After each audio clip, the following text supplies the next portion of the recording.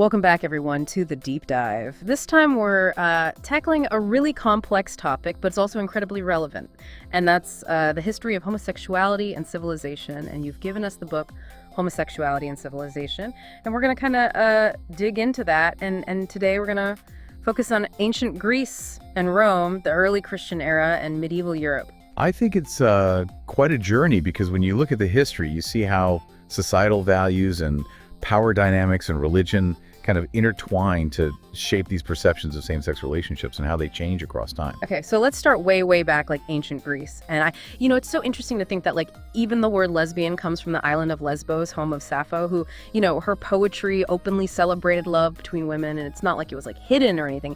It was revered throughout the ancient world. Yeah, and that's the point, is that, her poetry wasn't just tolerated, it was actually admired. And I think that suggests that in ancient Greece, at least in certain circles, intellectual artistic circles, there was a space for expressing same-sex desire openly and even celebrating it. And that challenges, I think, the common assumption that all these relationships were just like condemned or hidden throughout history.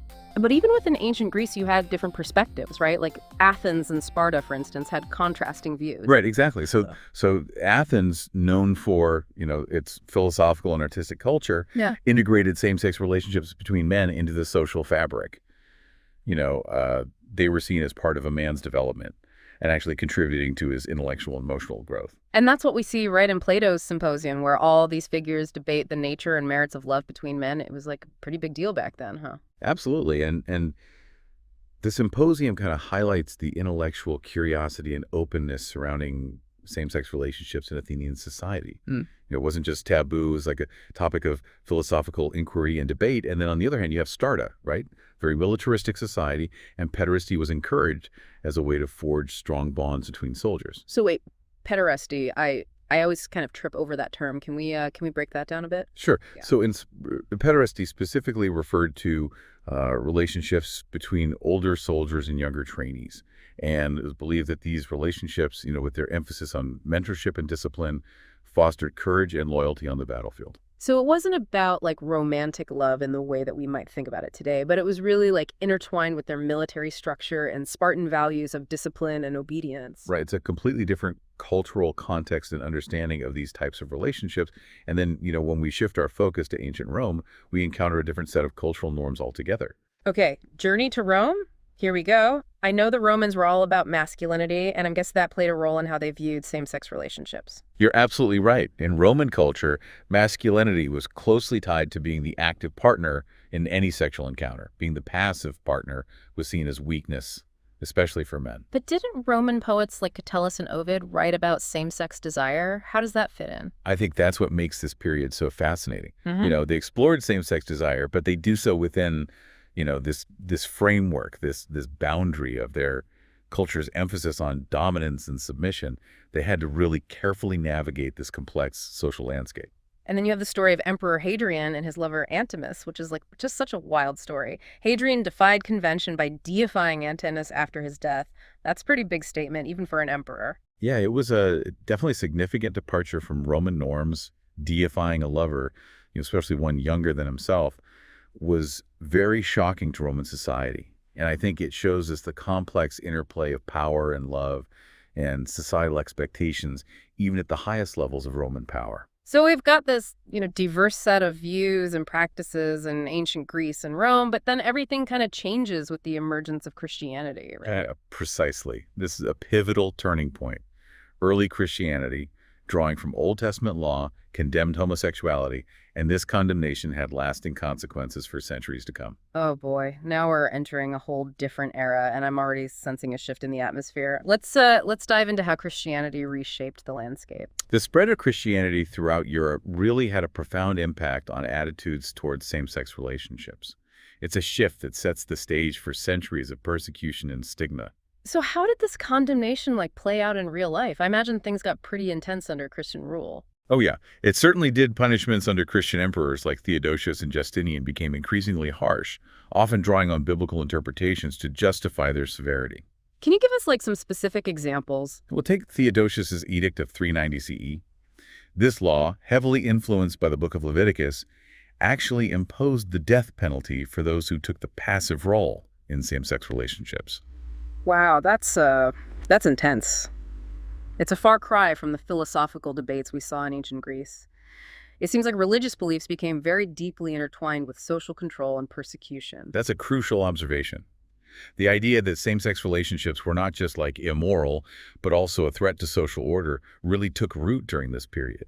Justinian even went so far as to blame natural disasters on homosexuality. That's just wild. It's incredible how deeply ingrained these beliefs became. Yeah, it's a testament to the power of religious doctrine and its influence on shaping societal norms and legal systems.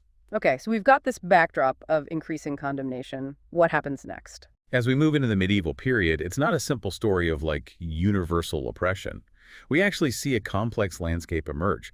You have harsh laws in some areas, but surprising pockets of tolerance, or at least indifference in others.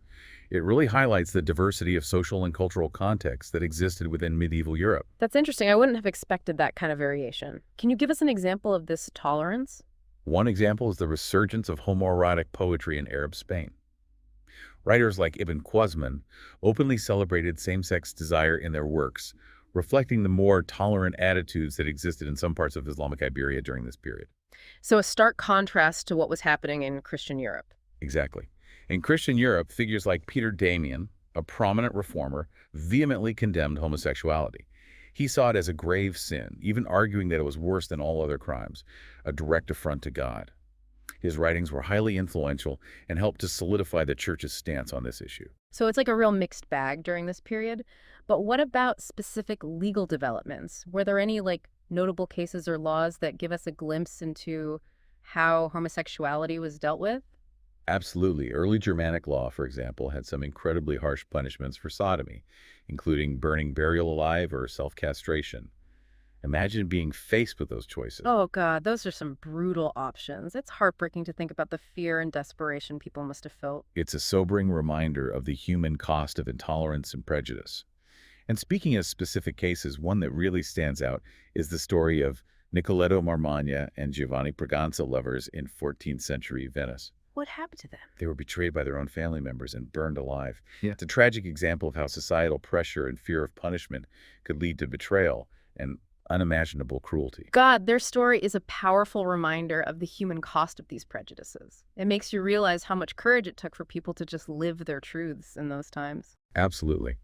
And just a century later, the trial of Don Sancho in 16th century Spain reveals the growing power of the Inquisition in persecuting sodomy, often linking it with heresy. The Inquisition, that's a whole other dark chapter in history.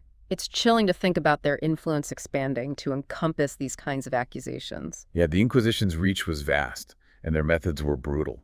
They saw themselves as defenders of religious purity, and anyone who deviated from their strict doctrines, including those suspected of sodomy, was subject to their harsh judgments. It feels like we're seeing a real tightening of control over people's lives and beliefs. You're right. It's a trend that continues into the 17th and 18th centuries, even as Europe undergoes massive social and intellectual upheaval. Okay, so you've got the Reformation challenging the authority of the Catholic Church, the rise of new scientific discoveries, ideas about individual liberty gaining traction. How did all this impact attitudes towards homosexuality? It's a complex picture. While these changes didn't lead to immediate widespread acceptance, they did create cracks in the traditional power structures and opened up space for new interpretations of morality and social norms.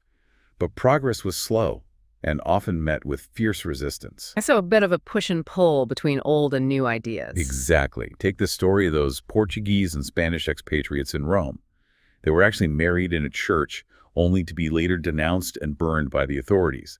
It shows how the church, despite facing challenges to its authority, was still determined to enforce its doctrines, especially when it came to sexuality. It's a reminder that institutions can be slow to change, even when the world around them is shifting. And then there's the trial of Don Sancho in Spain, which we mentioned earlier. His case, which took place during this period of upheaval, highlights the ruthlessness of the Inquisition in pursuing sodomy. They saw it as a threat to religious and social order, and they used their power to crush anyone who challenged their views. It's a reminder that even during times of intellectual ferment and change, prejudice and persecution can persist, often with devastating consequences. So what about the Enlightenment? With its emphasis on reason and tolerance, I had hoped to see some more progressive attitudes emerge. You'd think so, right? And while the Enlightenment did have some impact, progress was uneven. Old prejudices died hard, even among some of the most prominent thinkers of the time. Can you give us an example? Well, consider Voltaire. He was a champion of individual liberty and a fierce critic of religious dogma. Yet even he expressed personal reservations about homosexuality, referring to it as a sordid outrage against nature. Wow, that's surprising given his otherwise progressive views. It seems like even the greatest minds can be influenced by the prevailing social norms of their time. It's a reminder that progress isn't linear. It's a complex and often contradictory process with steps forward and steps back. And speaking of contradictions, let's talk about King William III of England. Okay, what's his story? Well, there's been much speculation about his sexuality, with some historians suggesting he may have had same-sex relationships. But even if we set aside that debate, what's interesting is that his reign coincided with a period of increasing hostility towards homosexuality in England. So while there were whispers about the king's personal life, society at large was becoming less tolerant. Exactly. Despite the relative tolerance of the Elizabethan era, the 18th century saw a resurgence of prosecutions and public executions for sodomy. It's a reminder that societal attitudes can shift back and forth sometimes in surprising ways. It's like a pendulum swinging between progress and regression. That's a great way to put it. And to see just how far that pendulum could swing back toward intolerance, look no further than the witch hunt in the Netherlands. It's a chilling example of how fear, paranoia, and religious extremism can combine to create a truly horrific atmosphere. What happened during this witch hunt? It was a brutal period fueled by accusations of witchcraft and sodomy. Hundreds of men were persecuted and executed, often based on flimsy evidence or coerced confessions. It's a dark chapter in Dutch history and a stark reminder of how quickly tolerance can erode when fear takes hold. This whole journey through history has been incredibly eye-opening. We've seen everything from philosophical acceptance to brutal persecution. It's clear that there's no single straightforward narrative when it comes to the history of homosexuality. You've hit the nail on the head. It's a complex tapestry woven from threads of social norms, religious beliefs, political power, and individual experiences. It's a lot to take in, but it feels important to understand this history, especially as we navigate the complexities of the present. I agree. By exploring the past, we gain a deeper understanding of the present and equip ourselves to create a more just and compassionate future. Before we move on to the final part of our deep dive, what's something that stands out to you from everything we've discussed so far? I think what strikes me most is the resilience of the human spirit. Despite centuries of persecution and stigma, people continued to find ways to express their love and desire for those of the same sex. It's a testament to the enduring power of human connection. I love that perspective. It's a reminder that love can flourish even in the most challenging of circumstances. Now let's see where our exploration takes us next. What other hidden stories are waiting to be uncovered? Okay, so we've journeyed through ancient Greece and Rome, we've explored the impact of Christianity, and navigated the complexities of the medieval period. Where does our deep dive take us next? Our final stop takes us to Japan, a culture with its own unique perspective on same-sex relationships. And I think what's fascinating is that, similar to ancient Greece, there were periods in Japanese history where these relationships were not only accepted, but even celebrated. Okay, now that's a twist I wasn't expecting. Japan always seems so steeped in tradition. So tell me more about these periods of acceptance. Well, one such period was the Heian period, spanning from the 8th to the 12th centuries. And during this time, Japan saw this flourishing of literature and art, and much of it depicted same-sex love, particularly between men. And it was especially prevalent among the aristocracy, where it was seen as a sign of refinement and sophistication. So was it considered more of like an elite practice then? To some extent, yes, but it wasn't strictly confined to the aristocracy. We have accounts of same-sex relationships among samurai warriors, Buddhist monks, and even commoners. Yeah. The Heian period really offers a glimpse into a society where same-sex relationships were integrated into various aspects of life. Our source mentions this specific type of relationship called shudo. What exactly was that? So shudo was this highly idealized form of love and mentorship between men. It involved an older, more experienced man mentoring a younger man in various areas of life, including martial arts etiquette, cultural pursuits. And it was a reciprocal relationship where both parties benefited from, the exchange of knowledge and companionship. I can see how that could be seen as a path to personal growth and development, especially for the younger man. But were there any romantic or sexual aspects to shudo? That's a question that has been debated among scholars.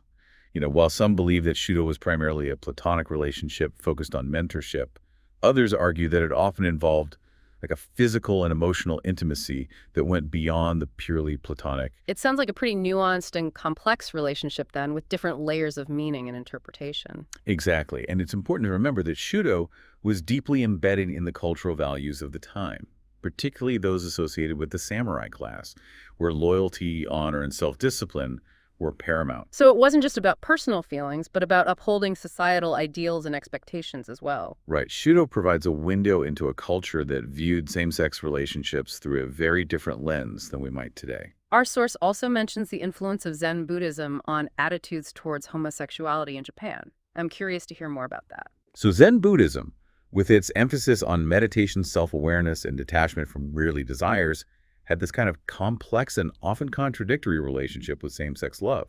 Some Zen texts discouraged attachment to any form of desire, including sexual desire, while others acknowledged the possibility of spiritual growth through these relationships. So there wasn't like one unified view within Zen Buddhism. Exactly. Zen teachings were open to interpretation, and different schools of thought emerged, each with its own perspective on same-sex relationships. Some embrace a more like ascetic approach, emphasizing detachment from all desires, while others recognized the complexities of human nature and saw the potential for spiritual enlightenment in all forms of love. It's another reminder that even within a single religion or philosophy, there can be a wide spectrum of beliefs and practices. Now, I know Japan has this rich theatrical tradition. Did that play a role in how same-sex love was portrayed or perceived? Absolutely. Theater forms like No and Kabuki, which emerged during this period, often featured same-sex love as a central theme. These highly stylized forms of theater explored a wide range of human emotions and experiences, including love loss, jealousy, the complexities of relationships. It sounds like these plays provided a space to explore these themes in a way that was both artistic and socially significant. They did. They served as a mirror to society, reflecting existing attitudes and beliefs while also challenging norms and pushing boundaries. They gave voice to emotions and desires that might have been suppressed or silenced in other contexts. So as we move into the Edo period, from the 17th to the 19th centuries, what changes do we see in attitudes towards homosexuality? The Edo period brought about significant social and economic changes, with Japan experiencing a period of relative peace and stability under the Tokugawa shogunate. This led to the rise of urban centers, a flourishing of merchant culture, and a more relaxed social atmosphere in some respects. So does this mean more acceptance of same-sex relationships? It's not that straightforward. While there was a more permissive atmosphere in some quarters, the government also implemented stricter regulations on public morality, including those related to sexuality. So a push and pull between social liberalization and government control. Precisely, and this tension is reflected in the rise of male prostitution during this period, particularly in urban centers like Edo, which is modern-day Tokyo.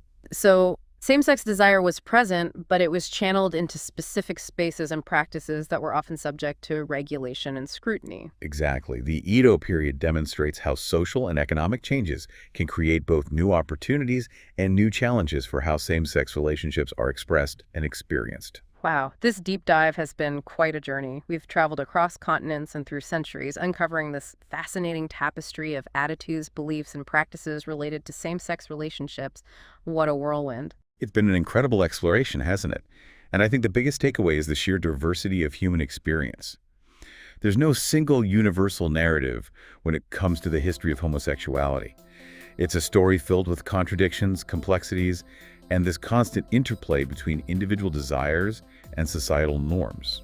I couldn't agree more. It's been eye-opening to see how these relationships have been viewed and experienced across different cultures and time periods as we wrap up. What are your final thoughts on everything we've uncovered? What strikes me most is the enduring nature of human connection. Despite centuries of persecution, stigma, and attempts to control or suppress same-sex desire, people have continued to find ways to love and connect with one another. It's a testament to the power of the human spirit to seek out love and create meaningful bonds, no matter the obstacles.